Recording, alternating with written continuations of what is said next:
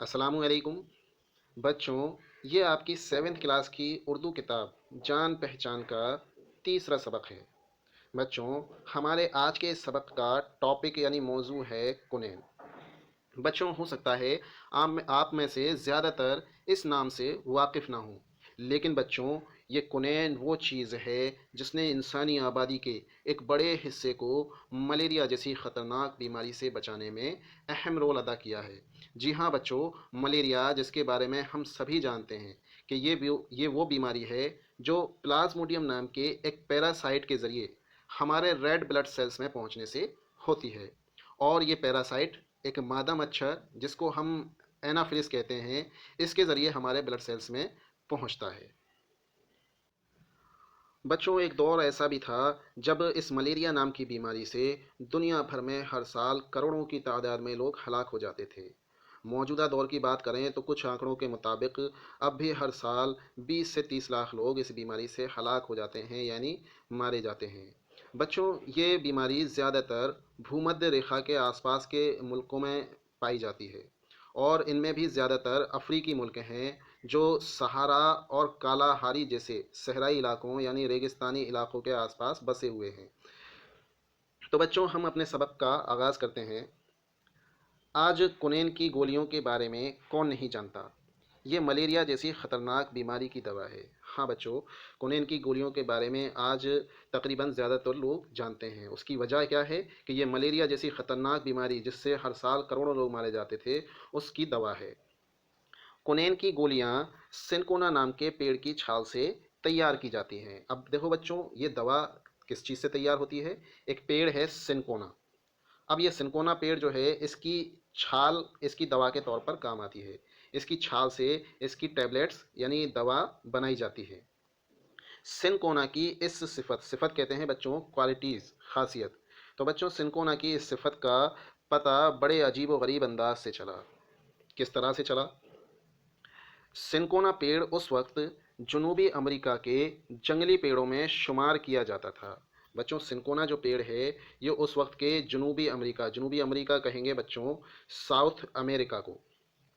जी हाँ बच्चों, उस वक्त का जो साउथ अमेरिका यानी जनूबी अमेरिका था, वहाँ पर ये पेड़ जंगली पेड़ों में शुमार किया जाता था। उस वक्त तक कोई ये नहीं जानता था कि ये पेड़ मलेरिया जैसी ख़तरनाक बीमारी का इलाज भी है।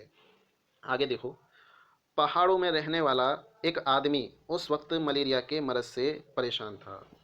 एक वक्त ऐसा था बच्चों, जब मलेरिया बहुत ज़्यादा लोगों को होता था, तो जनूबी अमेरिका में भी एक शख्स था, उसको मलेरिया की बीमारी हो गई, और वो मलेरिया के इस मरज़ से, इस बीमारी से बहुत परेशान था। एक शाम उसे प्यास लगी। एक शाम क्या हुआ, उसे बहुत प्यास लगी। वो अपनी झोंपड़ी से निकलकर गिरता पड़ता पानी पीने के लिए तालाब तक जा पहुंचा। अब उस शख्स को जब प्यास लगी, तो वो अपनी झोंपड़ी से बाहर निकला, और जैसे तैसे करके जो उसके आसपास तालाब था, वहाँ पर पहुँच गया। उस तालाब में एक पेड़ गिरा हुआ था, जिसकी वजह से पानी बहुत कड़वा हो गया था। बच्चों, उस तालाब में क्या हुआ, एक पेड़ गिरा हुआ था, और उस पेड़ के गिरने की वजह से उस तालाब का पानी बहुत ज़्यादा कड़वा हो गया था।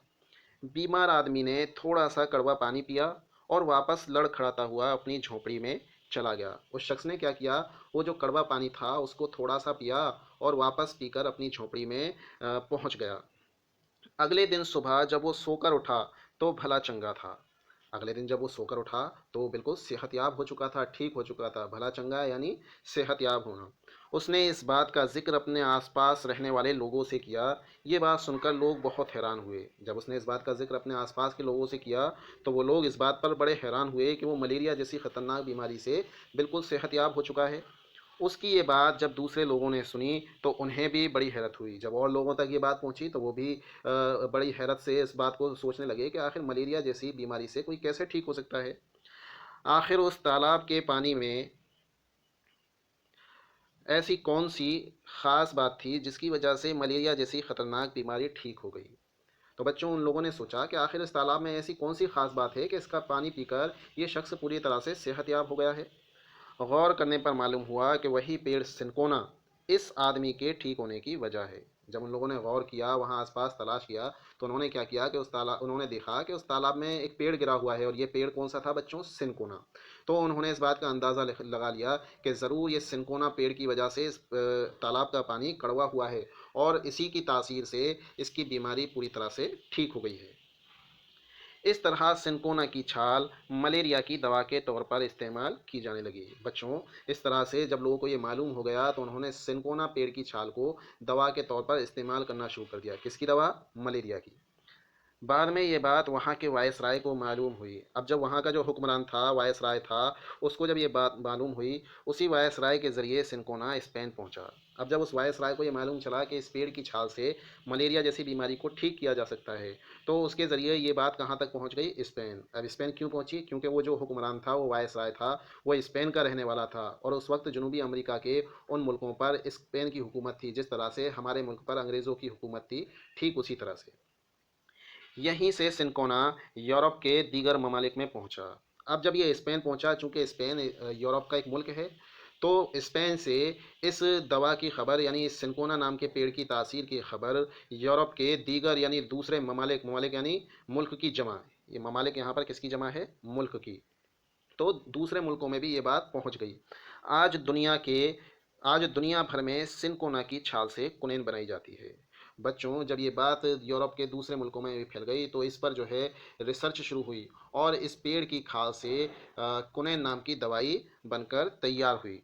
इस तरह मलेरिया की रोकथाम में सिनकोना का बड़ा हाथ है। तो बच्चों, ये थी कुनैन की कहानी।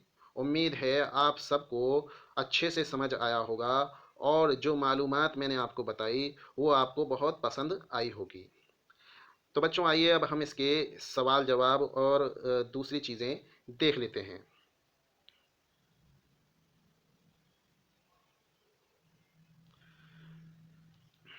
देखो बच्चों, सबसे पहले इसके मायने ये आप कापी में लिखेंगे अपनी में, पढ़िए और समझिए। पहला है सिफत। सिफत कहते हैं खूबी को, अच्छाई को, उसकी क्वालिटी को।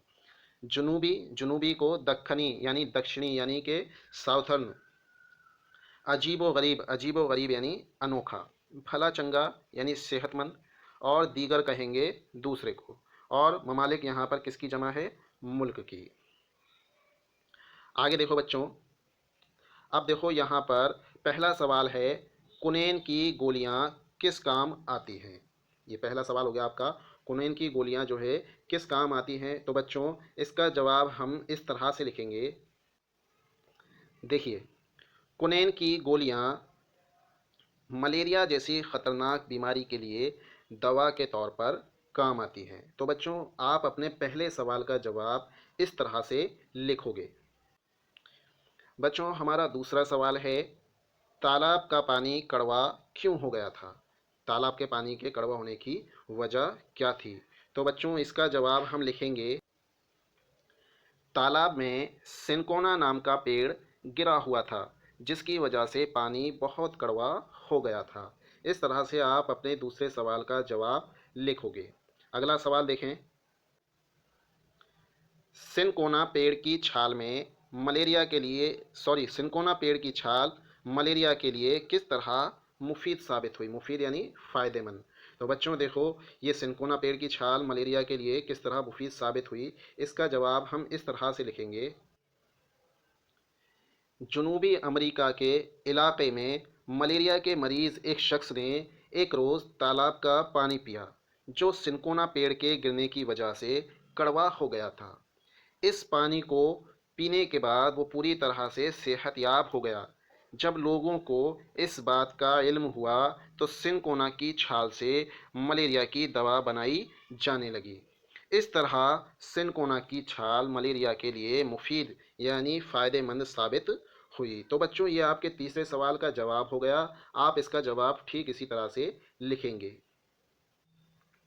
बच्चों, अगला सवाल है, सिनकोना के दीगर ममालिक में सिनकोना दुनिया के दीगर ममालिक में किस तरह पहुंचा?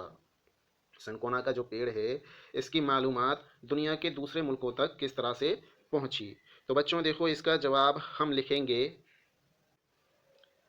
जनूबी अमेरिका के उस इलाके के वायसराय के ज़रिए सिनकोना स्पेन पहुंचा। यहाँ से सिनकोना यूरोप के दीगर ममालिक में पहुँचा।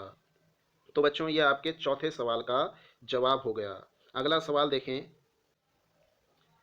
लिखा है कुनैन की गोलियां किस चीज़ से बनाई जाती हैं। तो बच्चों इसका जवाब भी बहुत ही आसान सा है। कुनैन की गोलियां सिनकोना नाम के पेड़ की छाल से बनाई जाती है। इस तरह से आप पांचों सवालों के जवाब लिख लोगे। आगे बढ़ते हैं। हमारा अगला सवाल है, नीचे दी हुई खाली जगहों को भरिए। ये कुछ सेंटेंस आपको दे रखे हैं, जुमले दे रखे हैं और इनमें खाली जगह छोड़ी हुई हैं। तो खाली जगहों में आपको जो लफ्ज़ मुनासिब हो उसको भरना है।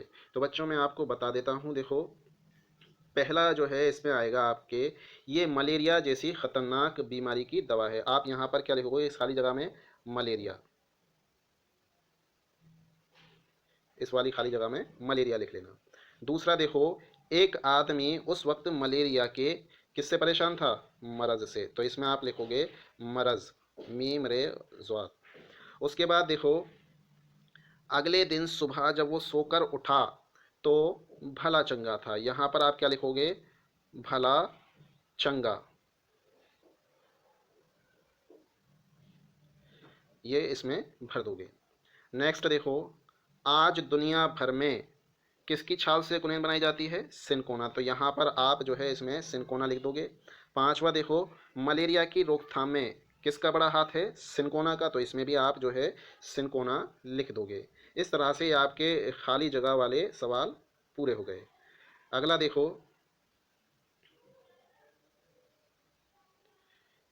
नीचे दिए हुए लफ्ज़ों के मुतज़ाद लिखिए। नीचे कुछ लफ्ज़ दिए हैं, इन लफ्ज़ों के आपको मुतज़ाद यानी कि अपोजिट्स लिखने हैं। मुतज़ाद अंग्रेज़ी में अपोजिट्स को कहते हैं, यानी किसी लफ्ज़ का ठीक मुखालिफ मायना यानी उल्टा मायने।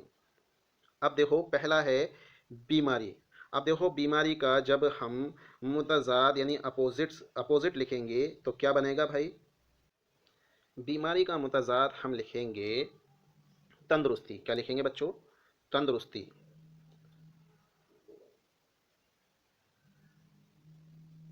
ठीक है। उसके बाद देखो अगला,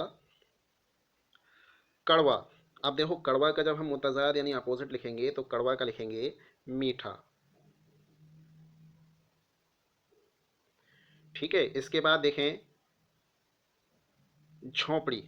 झोंपड़ी का जब हम मुतज़ाद यानी अपोजिट लिखेंगे तो हो जाएगा आपका महल। उसके बाद देखो अगला ख़ास। ख़ास का क्या लिखेंगे? आम। उसके बाद देखो गरीब। गरीब का हम क्या लिखेंगे? अमीर। इस तरह से आप इनके मुतज़ाद यानी अपोजिट्स लिख लें। अगला सवाल देखिए, इस सबक में आपने लफ्ज़ ख़तरनाक पढ़ा है। ये लफ्ज़ है ख़तरनाक, जिसका मतलब है ख़तरे से भरा हुआ। इसी तरह दिए हुए लफ्ज़ों को बदल कर लिखिए। यहाँ पर ये ख़तरनाक बना है ख़तरे से, तो यहाँ पर जो लफ्ज़ दिए हैं आपको इसी की तर्ज पर बदलना है। मसलन यहाँ पर ये देखो अफ़सोस। अफ़सोस को जब आप नए लफ्ज़ में बदलोगे यानी उसके आगे नाक जोड़ दोगे तो हो जाएगा अफ़सोसनाक। ये आप यहाँ पर लिख दोगे। हैरत, हैरत का आप लिख दोगे हैरतनाक। आगे बढ़ते हैं। इसके बाद देखो खौफ। खौफ का आप लिख दोगे यहाँ पर खौफनाक। दर्द, दर्द का लिख दोगे दर्दनाक। और इबरत का लिख दोगे इबरतनाक। तो इस तरह से बच्चों आप इन लफ्ज़ों के आगे नून अलिफ काफ यानी नाक का इजाफा करोगे और एक नया लफ्ज़ बन जाएगा। हमारा अगला सवाल है, नीचे दिए हुए लफ्ज़ों को जुमलों में इस्तेमाल कीजिए। ये कुछ लफ्ज़ दिए हैं, इनको आपको जुमलों में यानी सेंटेंसेस में यूज़ करना है। तो बच्चों आप अपने मन से कोई भी जुमला या सेंटेंस बना सकते हैं और उसमें इन लफ्ज़ का इस्तेमाल कर सकते हैं। मसलन जैसे तालाब को ले लें हम, हमारे घर के पास एक तालाब है। ये एक जुमला बन गया, सेंटेंस बन गया। तो आप इन सबके जुमले बना लेना। अगला देखो, खुश खत लिखिए। बच्चों यहाँ पर ये लफ्ज़ दे रखे हैं, आपको इन्हें पाँच पाँच मरतबा लिखना है और अच्छी राइटिंग में लिखना है। पहला है ख़तरनाक, दूसरा लिखा है परेशान, झोंपड़ी, सिनकोना, ममालिक। तो बच्चों आप इनको इसी तरह से 5-5 मरतबा लिख लोगे।